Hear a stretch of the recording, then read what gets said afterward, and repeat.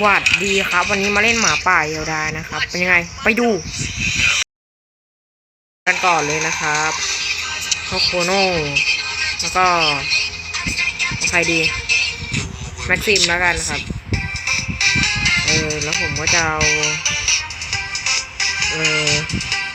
แฮโตะพลังไปดูในเกมกันไปตอนนี้ก็มาถึงในเกมกันแล้วนะครับเดี๋ยวเรากดก่อนไปกดได้แล้ว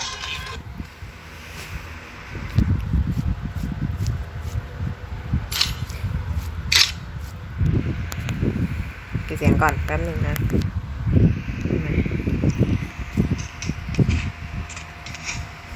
เดี๋ยววันนี้ผมมาแบกทีมนะโอ้ยไม่ดึงหัวได้ไงโอ้พลาดชาร์จเลย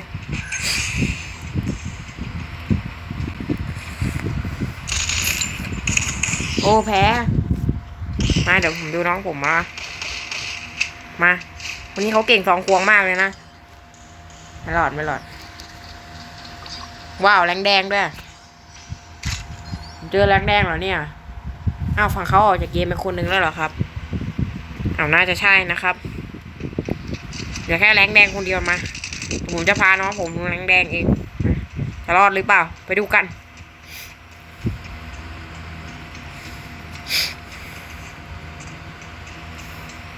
วันนี้เราไม่รู้เลยนะว่าแรงแดงอยู่ไหนถ้าครูมานี่รู้เลยเห็นละทุกคนเห็นไหมแอบอยู่ตรงนั้นนะไม่รอด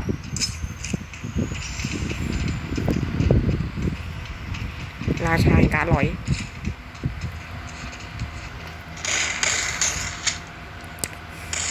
หนีแรงแดงหนี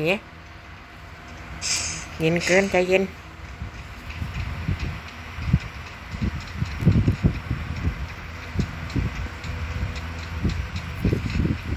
การตึงครั้งนี้นะน่าจะสนุกนะ2-1นะแม่ของแรงแดงเขาออกไม่ได้เย็นนะผมไม่ได้บังคับให้เขาออกนะอุ้ยสวยเมื่อกี้ปืนลั่นนะครับขอโทษด้วยขอโทษไม่ได้ตั้งใจอ้าวเขาออกจากเกมครับโอ้โหตานี้จบง่ายมากเลย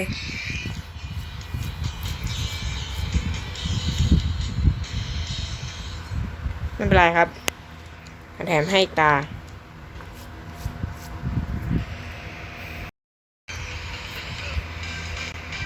มาเดี๋ยวเรามาแถมกันอีกตานะ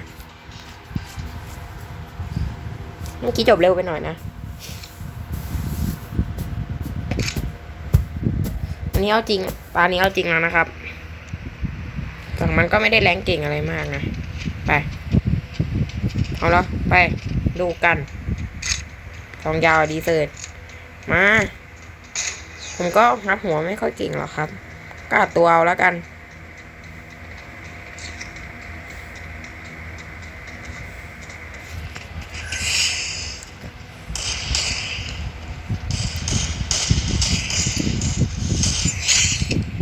ตัวก่อนรีบ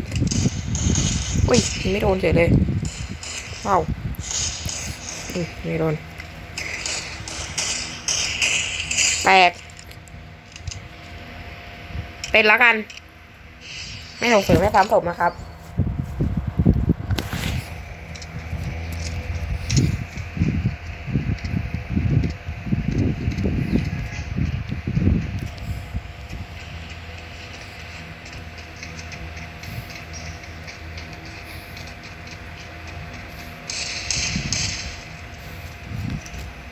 เขาซื้อปืนมาละรีบเลย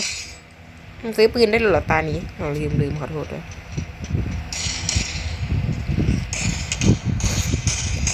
โดนน้องผมเก็บเฉยเลยหัวด้วย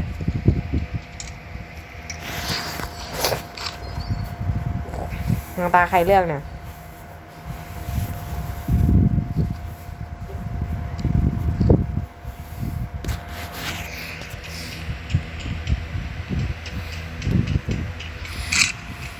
UMP 2 ควงนะ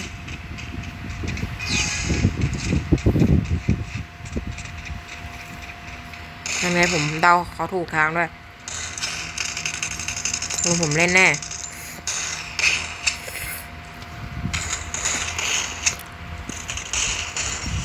ใครปาแล้วเปิดน้ำแข็งมาเนี่ยโอ้โหจบกันเลย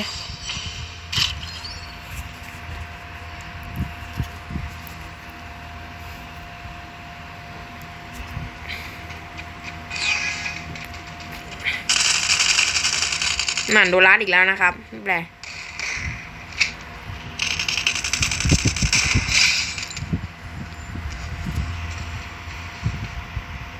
กลางโอ้จะกลางโคโน่ลองเล่นเฉยๆมาเดี๋ยวเราจะไปรอกันไปเลยให้น้องผมเก็บเลยก็ไม่ต้องทำอะไรนะวันนี้เราก็มาไม่ได้ทำไฮไลท์ข้างนอกไปรอกันไปเป็นหอมกันเลยไป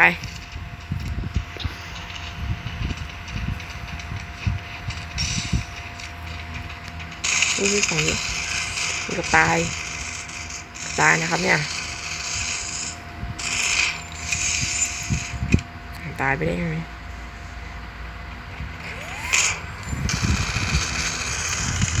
เฮ้ยเขากลับมาแล้วนี่แย่ละแล้วเขาหัวเราะใส่ด้วยเดี๋ยวเขาเจอผมแน่ผมก็ไม่ได้ฝึกมือดีขนาดนั้นหรอกนะ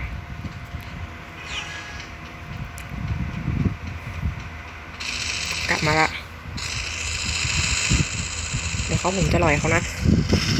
ว่าเขาต้องออกมา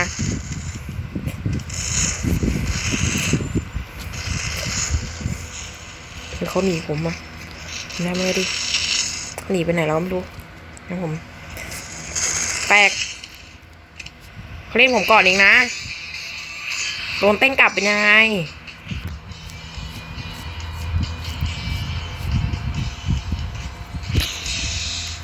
ก็จบแล้วนะครับบ๊ายบาย